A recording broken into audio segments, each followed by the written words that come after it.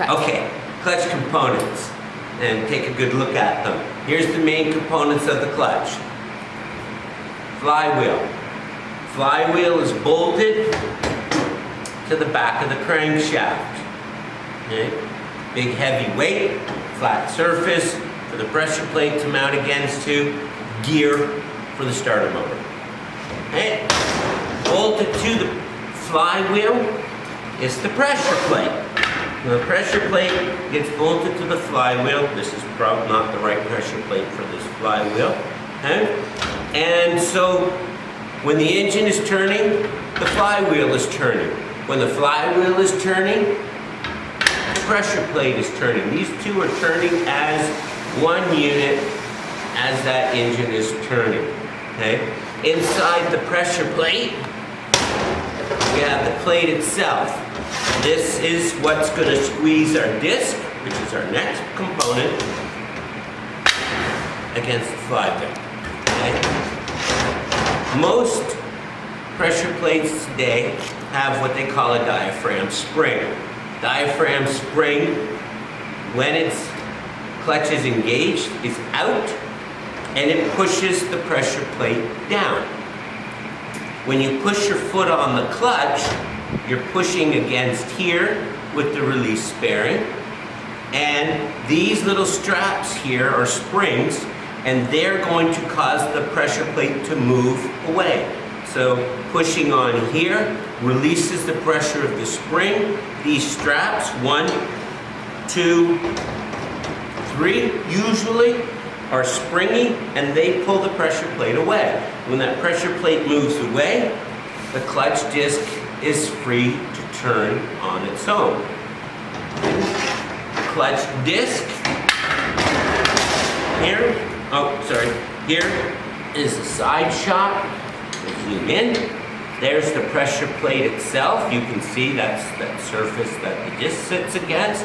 This is the diaphragm spring, and you can see how the diaphragm spring pivots over here on this little spring, goes all the way around, and this pivots, and when we push on here this way with the release bearing, it's going to allow the straps, this one the straps are up in here, okay, and the straps are in here, and it's going to cause that pressure plate to move this way. They're going to pull the pressure plate this way. The clutch disc, okay, we have our friction material, we have springs here, and that allow us to absorb some of the shock of the vibrations when you change RPM, so no one's perfect with their foot, so when you're on and off with the pedal a little bit, it's going to be some shock. Also, if you drop the clutch too fast, so that it doesn't rip this thing apart. The friction material is attached to some more springy, okay? So if you can see, this part of the disc, it's where the friction material is riveted to. Okay? It's got some spring to it. It's hard to see, but there is a gap.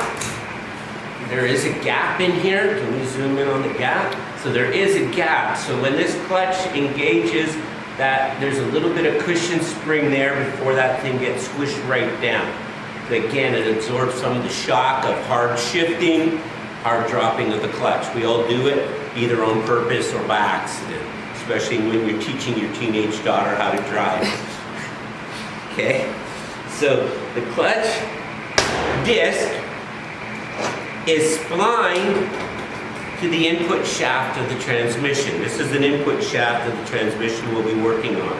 Okay? So whenever the clutch is engaged, i.e. your foot's off the pedal and it's squeezed, it's turning the transmission. When we put our foot on the pedal and the pressure plate moves away, the engine keeps turning, the disc stops turning. Okay? So this is being turned, that's your output. Okay, that's how it is. Everyone who's done a clutch has seen it, that shaft there, and that supports it. Okay, so those are the parts, the main parts of the clutch. The main parts Flywheel, first part. Pressure plate bolted to the flywheel. The disc gets squeezed in between the flywheel and the pressure plate. Those are your three main components of the clutch. The only other part that's left is the release bearing. This one here, the release bearing's got the slave cylinder mounted to it. Release bearing rides along the center of the diaphragm spring, and when you apply, it pushes down. And then it causes that pressure plate to move up. So actually the push down causes move up. Pretty nifty. Someone was thinking. All right? Done. Okay. So this is clutch trainer. Okay, I'm going to try to explain all the different parts of the clutch again. Okay, so attached to the lever. Can we see the lever? You can see the lever. There's the lever. This is your clutch master cylinder, and behind here looks like a little mini master cylinder with just one piston in it. Okay, they all look the same. So when you're pushing down here, we're pushing on the clutch master cylinder. Lever, class 2 lever. Okay, up here, up on this side, here's your slave cylinder. So when you're pushing down on here, or pushing on the master, the slave is applying. We've got our clutch fork and our release bearing. So you can see when we push down, the slave comes out, pivots on the release fork, pushes in on the release bearing. Okay? We have clutch engaged. So clutch engaged is when the clutch is actually doing its work. We got the engine turning, we have our output shaft turning, or actually the output from the clutch is to the input shaft of the transmission, which we showed in the other video. Okay, when we disengage the clutch, here I'm going to push this in and put the lever down so I have my hands free. The engine is turning, but you can see there is no power output, so the transmission is not turning. Okay? So this is what's happening. So we got the clutch disengaged. Remember that. Disengaged, foot on the pedal. Engaged, foot off the pedal. Parts again of the clutch. Flywheel. Flywheel is bolted to the crankshaft. Pressure plate. Pressure plate is bolted to the flywheel. So whenever the engine is turning, the flywheel and the pressure plate are turning as one unit. These are called driving members. These are driving. The clutch disc, which is in here, I hope you can see it. Mm-hmm. So the pressure plate is this orange backing inside here. That's the clutch disc right in there. So when we can zoom right in, okay, and if you watch, when I push down on the clutch, you can see the pressure plate move away from the disc. And when that clutch is disengaged, let's put this little strap back on here. Now the disc is free to turn. It's no longer squeezed. So the engine turns, the clutch disc does not turn. So this is what this nice little handy dandy trainer is teaching us. So you can see engine's turning, the engine will turn. We have no output to the transmission.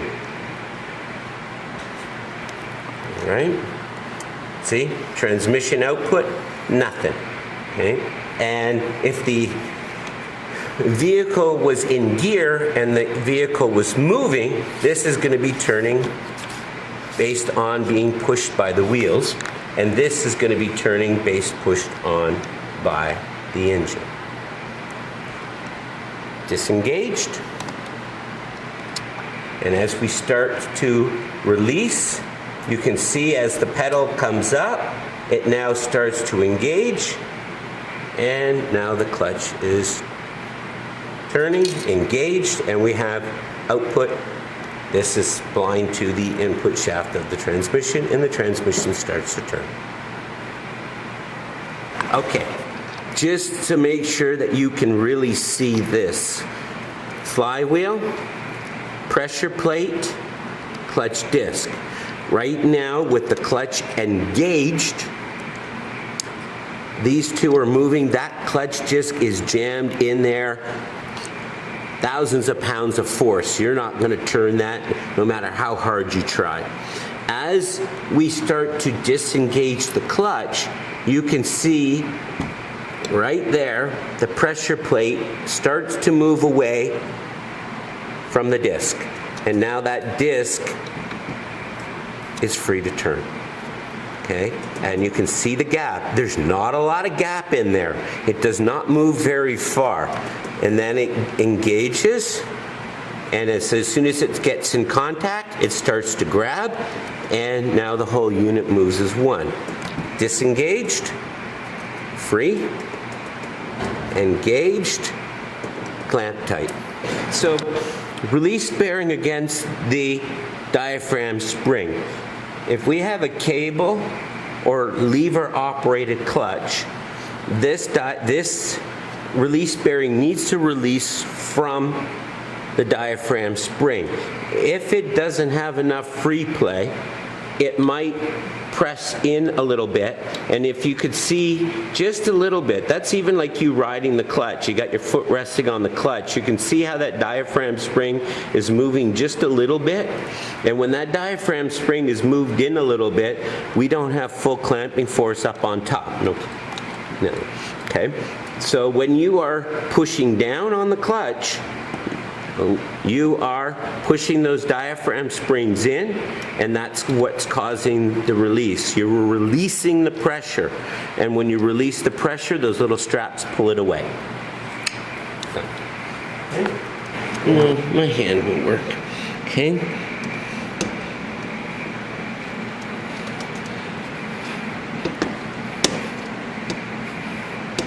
Got it. Okay. Good. Just a couple of moves. There we go. That's it. Perfect. Okay, I better put this away.